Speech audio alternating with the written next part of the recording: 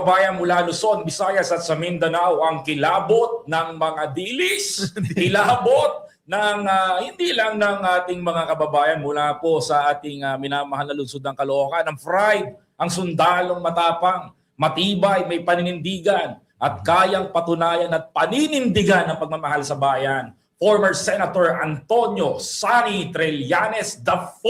Yo! Magandang hapon po sa ating mga kababayan. Salamat po sa pag-imbita dito sa Vengador. Vengador. Oo. Ayan, andito po si Yusek Claire at sina kasamang Mike, si Koy, and Nyolo. So, sana po ay mag-enjoy tayo. Yun! So, umpisa na natin. Mag-e-enjoy ka. Sek, nasa na ba ako yung itatanong ko kay Yusek kanina? Na-starstruck. Yung kay sa mag-asawa. Na? Ibaling natin sa kanya. Oo. Sen, may tanong kami. Ano po masasabi nyo ngayon patungkol sa bagong-bagong issue dito sa mag-asawa, si Mans at saka kay Sarah? Hindi po yung hindi po sila nagsasama. Alam na po namin yun eh. Yung pong issue nila dun sa 1.6 tons na pinagbabawal na gamot. Sa madaling salita, shabu. Yun po yung issue ngayon nila na meron pong isang nagtuturo sa kanila na nagngangalang Ramil Madriaga. Sen, ano po? Kasi alam ko na banggit nyo na yan noon eh. Ito, talagang isang mabigat na issue to. Although aminin natin na kailangan talaga pa nating laliman pa yung pagsisiyasat at pagbe-vet. Pero doon sa mga paunang mga revelations, talagang nakakagimbal. At tignan natin within the next couple of weeks how it develops kasi marami pa raw siyang ibubunyag. So, yun ang abangan natin. Siyempre, may ano po ba kayo? Ano sa tingin niyo po na ni Sir Ramil Madriaga? Sa tingin niyo po, safe po ba siya ngayon? Kasi kailangan po na talagang yung Yusek, di ba? Siyempre, yung niya is mas matiyak natin na kaligtasan niya is okay. Kasi nakakapunta-punta nga si Sarah doon talaga eh. Tao niya lang. Tao lang.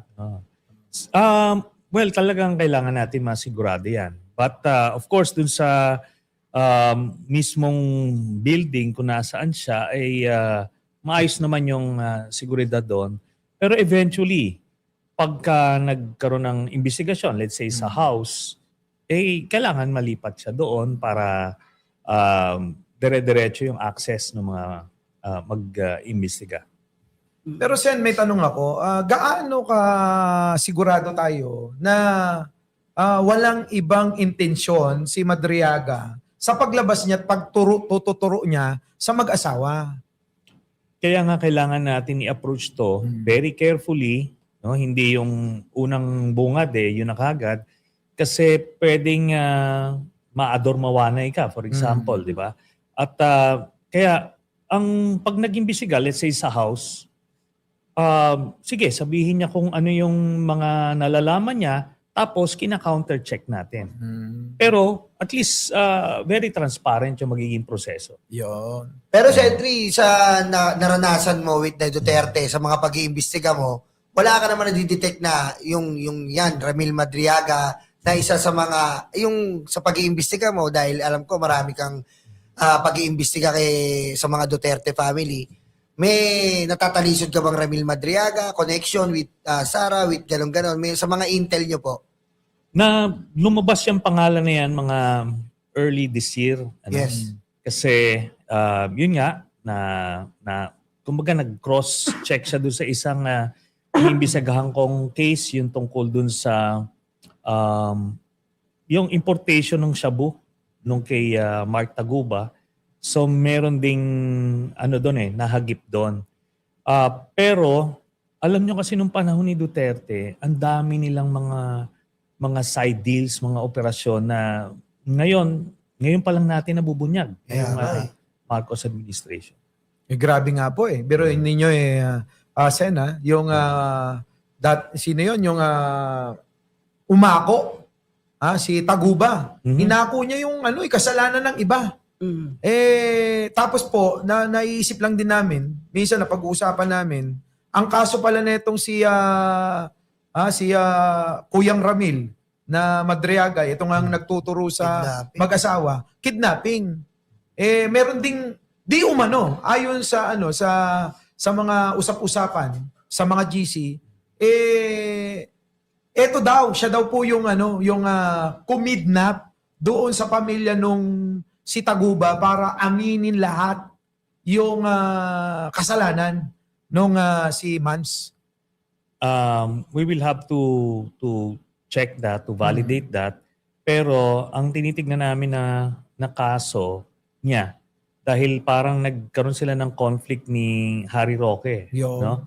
Kaya mukhang si Harry Roque nagsampa ng kaso. But again, sabi ko nga, lahat ito information na to, we need to double check para ma-validate natin before talagang lumabas na to ng tuluyan. The last time former Senator Antonio Sani Trillanes, mayroon kayo nabanggit sa interview with Miss Corina Sanchez. Maitanong ko lang po, pwede ko bang malaman ano itong ipa-file na kaso dito sa mag-asawa? Actually, may ipa-file bukas. Bukas? No? Bukas mismo sa Office of the Ombudsman ng mga civil society leaders at church members against kay VP Sara. No? This is a plunder case in relation to the confidential funds. So dito, pagka lumabas ito at pag gumulong ito, magkakaroon na ng access yung ombudsman dun sa mga bank accounts ng mag-asawang Mans Carpio at Madaming Sara. Pilipino ngayon ang talagang interesado, former senator. Kasi gustong malaman ng taong bayan the last time. Umabot pa sa punto na gusto ka nang hampasin ni former President Duterte sa Kamara noon. Talagang gusto ka niyang yariin doon sa pagkakataon na yun. Sabi niya nga talagang gigil na gigil. Kasi pag pinag-uusapan yung speaking of bank account, Sen, ano nga ba talaga ang laman nito? Para maintindihan ng taong bayan. Okay. Remember, nung hearing na yun sa House, hindi lang si Duterte yung nandoon, ano? Si Sara din nandoon sa likod. Correct. Nung in-explain ko yung mga accounts nilang pamilya, she was sitting there quietly. Walang komentaryo ito after the hearing. Talagang nilinok niya yung mga na-present ko doon kasi alam nilang tama. So, ano yung nandoon? Na-discover natin itong joint account ni Digong at nito ni Sara ay nung last year niya ng 2015 bago siya maging presidente, 2014 to 2015, nag-withdraw ito, continuous withdrawals na umaabot sa 600 plus million pesos. At puro withdrawals So ibig sabihin nun, yung pera niya should be more than 600 million kasi wala namang pumapasok na deposit. Tapos, isa aspeto yon. Then, ang mabigat dito, yung nakita namin na merong dividendo sa isang drug lord na partner ni Michael Yang, ito si Sammy Uy. Every 6 months, nagde-deposit siya doon sa tatlong magkakapatid. Si Baste, Pulong, Sara, Hanilet. So, even kay Digong. Nagde-deposit na sabay-sabay. Every 6 months. Simula ito, I think 2012 hanggang 2011 to 2013, thereabouts. Ang punto rito is, ang total nung pag kinikwenta mo yung dividendo nito is nasa 40 to 50 million every 6 months. Inuhulog sa kanila. Tapos titignan mo, ano bang negosyo na meron na magbibigay ng ganong steady na dividend. Kaya yun yung kailangan nila ipaliwanag. At nung time na tinatanggap niya to, mayor siya sa Davao City na hindi niya dinideclare sa SALN. Kaya mabilis ibangga ito Dahil binibigay sa kanila mga managers checks.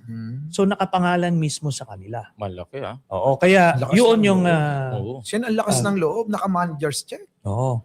And ano to? I think kasi nung mga panahon na yon, feeling nila doon lang naman sila, protektado sila ng Untouchable national. sila doon. Untouchable, oo. Kaya parang ganun lang. Tapos ano ito? Lahat sila tumatanggap, total mga 40 to 50 million. Every 6 months. Kaya parang regular na dividendo. Then finally, ang isang madidiscover nila dito, aside pa dyan sa mga yan, is may mga withdrawals na malalaki. Na billion talaga ang abot. Kaya nga, sabi ko nga, ando doon siya, ando doon ako. Di ba hinamon ko kung mali yun, pumayag siya, pumirma dapat ng waiver eh. Correct. Hinamon siya nung chairman nung time na yon, si Congressman Suarez, na okay ba sa inyo? Na to prove me wrong, sabi niya, sasampalin daw muna ako. Umayag na nga ako, sige, sampalin niyo ako. Pero gano'n. And ando doon din si Sara. She was quiet.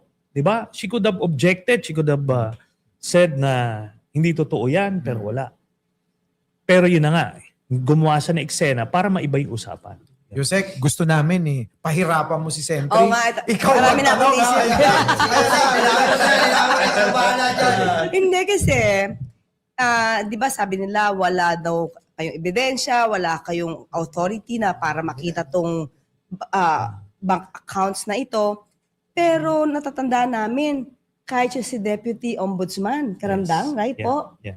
Siya yung nagpatotoo na meron talagang accounts. Yeah. Tapos umiikot yung pera. Yes. At hindi naging dahilan ng pagkatanggal niya sa kanyang pagiging Deputy Ombudsman. So, in other words, yung sinabi niyo po, na patutuhanan to Deputy Karandang, Deputy Ombudsman Karandang, at may dokumento yun. Yes. Mm-mm. Yun na nga, sana kung natuloy yung impeachment, lalabas yun. Kasi as you said, Yusek, binalidate ni Deputy Ombudsman Karandang yung mga allegations ko. At nung siya ay humihingi na ng report sa AMLAC, yung itinalaga na AMLAC Executive Director ni Duterte ay hindi pinayagan magbigay ng kahit na meron silang memorandum of agreement at yun na nga tinanggal na rin na tuluyan si Deputy Ombudsman Karandang. Kaya nga ngayon, since bago na yung ombudsman, bago na rin yung executive director ng AMLAC, magkaka-expect tayo ng cooperation between them. Yun. Tamang Yun ang difference. pag-iimbestiga. Yes. So, Sentry, kasi kanina pinag-usapan namin na parang yung pakikipag-away ng Vice Presidente kay Pangulo sa start, drama, planado. Kasi nabasa ko po na, di ba, na-activate yung VP SPG. Yeah. At ang nakita naming dahilan, nabasa ko, at words to from the Vice President, na kailangan niya yon Mhm. kasi baka dumating yung time Mhm. na magkaroon ng strained relationship ang Presidente at ang Vice Presidente. As early as June 2022, kapapanalo pa lang po. So, parang inaisip po tuloy namin, although sabi namin, pwedeng tama, pwedeng mali, na may plano. May plano na ito talaga mangyayari. Parang magiging Gloria 2.0 nga, kaya siya nag-Vice Presidente. So, tama po ba? Sentry, bigyan niyo po kami ng knowledge about this. Yung VP-SPG po ba talagang kinreate dahil pagka nagkaroon ng strained relationship yung Presidente at Pangulo, meron siyang sariling protection? Okay, let me backtrack a bit, Yusek Claire.